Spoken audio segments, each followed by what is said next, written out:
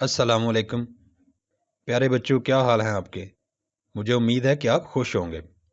आज हम नहम क्लास की फ़िज़िक्स के अहम तरीन MCQs करेंगे। MCQs का ये लेक्चर नंबर 3 है और तमाम MCQs ALP या स्मार्ट सिलेबस के मुताबिक हैं। अहम तरीन MCQs के तमाम लेक्चर्स के लिंक्स इस वीडियो के डिस्क्रिप्शन बॉक्स में मौजूद हैं। डियर स्टूडेंट्स, अगर आपने अभी तक मेरे चैनल को सब्सक्राइब नहीं किया तो अभी सब्सक्राइब कर लें और बेल आइकन को दबाना भी मत भूलिएगा। शुक्रिया। मेटल्स के अच्छे कंडक्टर होने का सबब है आज़ाद इलेक्ट्रॉन्स, उनके मॉलिक्यूल्स का बड़ा साइज़, उनके मॉलिक्यूल्स का छोटा साइज़, उनके एटम्स की तेज़ vibrations. Correct option A. Metals के अच्छे कंडक्टर होने का सबब उनमें मौजूद आज़ाद इलेक्ट्रॉन्स हैं। कन्वेक्शन के ज़रिए से इंतकाल हरारत का सबब है मॉलिक्यूल्स की लीनियर मोशन, मॉलिक्यूल्स का ज़ेरी जानिब मोशन, मॉलिक्यूल्स की बालाई जानिब मोशन, मॉलिक्यूल्स की आज़ादाना motion. Correct option C. Convection के ज़रिए से इंतकाल हरारत का सबब मॉलिक्यूल्स की बालाई जानिब मोशन है। हुक के कानून के मुताबिक कांस्टेंट बराबर होता है स्ट्रेस इनटू स्ट्रेन के। कांस्टेंट बराबर होता है स्ट्रेन ओवर स्ट्रेस के। कांस्टेंट बराबर होता है स्ट्रेस ओवर स्ट्रेन के, या स्ट्रेन बराबर होता है स्ट्रेस के। यहाँ पर दुरुस्त ऑप्शन है सी वाला। हुक के कानून के मुताबिक कांस्टेंट बराबर होता है स्ट्रेस ओवर स्ट्रेन के। डैम के पानी में ज़ख़ीरा शुदा एनर्जी कौन सी होती है? Potential energy, electrical energy, thermal energy या काइनेटिक एनर्जी। दुरुस्त ऑप्शन ए वाला। डैम के पानी में ज़ख़ीरा शुदा एनर्जी पोटेंशियल एनर्जी होती है।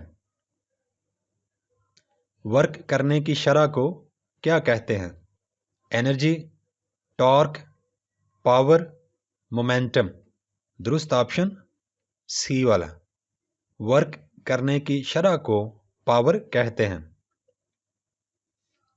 एक जिस्म डायनामिक इक्विलिब्रियम में होता है जब उसका एक्सेलरेशन यूनिफॉर्म हो, उसकी स्पीड यूनिफॉर्म हो, उसकी स्पीड और एक्सेलरेशन दोनों यूनिफॉर्म हो, या जब उसका एक्सेलरेशन सिफर हो। दुरुस्त ऑप्शन डी वाला। एक जिस्म डायनामिक इक्विलिब्रियम में तब होगा जब उसका एक्सेलरेशन सिफर होगा। रेसिंग कारें मतवाज़न बनाई जाती हैं उनकी स्पीड बढ़ाकर, उनका मास कम करके, या उनके सेंटर ऑफ ग्रेविटी नीचे करके, या फिर उनकी चौड़ाई कम करके। दुरुस्त ऑप्शन सी वाला। रेसिंग कारें मतवाज़न बनाई जाती हैं उनके सेंटर ऑफ ग्रेविटी नीचे करके। एक लड़का चलती हुई बस में से छलांग लगाता है, उसके किस तरफ गिरने का खतरा है? चलती हुई बस की तरफ, बस से दूर, हरकत की समत में, हरकत की मुखालिफ समत में।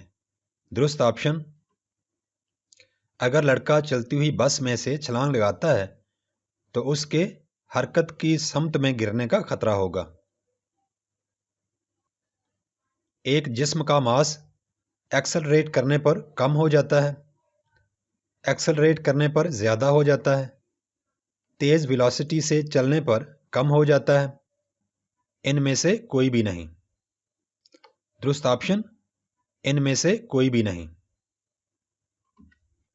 मंदरजा झैल में से कौन सी मिकदार वेक्टर है? स्पीड, फासला, डिस्प्लेसमेंट, पावर। बच्चों, आप जानते होंगे कि वेक्टर मिकदार ऐसी मिकदार होती है जिसमें समत की भी ज़रूरत पड़ती है। यहाँ पर मास व डिस्प्लेसमेंट के बाकी तीनों मिकदारों में समत की ज़रूरत नहीं होती, लिहाजा सी वाला ऑप्शन दुरुस्त होगा। मंदरजा झैल में से डिस्प्लेसमेंट एक वेक्टर मिकदार है। 10 न्यूटन की एक फोर्स एक्स एक्सिस के साथ 30 दर्जे का जाविया बनाती है। इस फोर्स का उफ़क़ी कंपोनेंट क्या होगा? 4 न्यूटन, 5 न्यूटन, 7 न्यूटन, 8.7 न्यूटन। दुरुस्त ऑप्शन डी। इस फोर्स का उफ़क़ी कंपोनेंट 8.7 न्यूटन होगा। पानी के एक बड़े ज़ख़ीरे के पास टेम्परेचर मोतदल या नॉर्मल रहने की वजह क्या है? पानी का कम टेम्परेचर, पानी की कम हरारत मखसूसा, हरारत का कम जज़ब होना, पानी की ज़्यादा हरारत मखसूसा। दुरुस्त ऑप्शन डी। पानी के एक बड़े ज़ख़ीरे के पास टेम्परेचर मोतदल या नॉर्मल रहने की वजह पानी की ज़्यादा हरारत मखसूसा है। एक ठोस शय के तूली हरारती फैलाव के कोएफ़िशिएंट की कीमत 2 × 10⁻⁵ पर केल्विन है। उसके वॉल्यूम में फैलाव के कोएफ़िशिएंट की कीमत होगी 2 × 10⁻⁵ पर केल्विन, 6 × 10⁻⁵ पर केल्विन, 8 × 10⁻15 पर केल्विन, 8 × 10⁻⁵ पर केल्विन। दुरुस्त जवाब होगा बी वाला 6 × 10⁻⁵ पर केल्विन। 2 किलोग्राम के एक जिस्म की काइनेटिक एनर्जी 25 जूल्स है, उसकी स्पीड क्या होगी? बच्चों, यहाँ पर दुरुस्त ऑप्शन मालूम करने के लिए हमें काइनेटिक एनर्जी का फार्मूला लगाना पड़ेगा। ये फार्मूला है काइनेटिक एनर्जी बराबर है 1/2 m × v² के। यहाँ पर हमें काइनेटिक एनर्जी दी हुई है 25 बराबर है 1/2 m, यानी मास यहाँ पे है 2 किलोग्राम, m की जगह पे हमने वो लिख लिया, जबकि v2 यानी वेलोसिटी या स्पीड हमने वैसे ही लिख दी। अब बच्चों ये इस दो के साथ कट गया आपस में, तो यहाँ पे बचा 25 = v²। दोनों तरफ का जज़र लेके हमारे पास आ गया v = 5। v वेलोसिटी या स्पीड बराबर 5 के, तो हमारा करेक्ट ऑप्शन होगा ए वाला। 2 किलोग्राम के एक जिस्म की काइनेटिक एनर्जी 25 जूल हो तो उसकी स्पीड 5 मीटर पर सेकंड होगी। चांद की सतह पर जी की कीमत 1.6 मीटर पर स्क्वायर सेकंड है। चांद पर 100 किलोग्राम के एक जिस्म का वजन क्या होगा? यहाँ पर दुरुस्त ऑप्शन मालूम करने के लिए हम इसको पहले हल करते हैं। बच्चों, आप जानते हैं कि W = mg। हमने इस फार्मूले में m की कीमत जो कि 100 kg है वो हमने दर्ज की, यानी m की जगह पे 100 लगाया, जबकि g की कीमत 1.6 है। इन दोनों को मल्टीप्लाई करेंगे तो W की कीमत आ जाएगी 160, और क्योंकि वज़न की इकाई न्यूटन है तो हमारे पास जवाब आ गया 160 न्यूटन। तो हम बी वाला ऑप्शन सेलेक्ट करेंगे।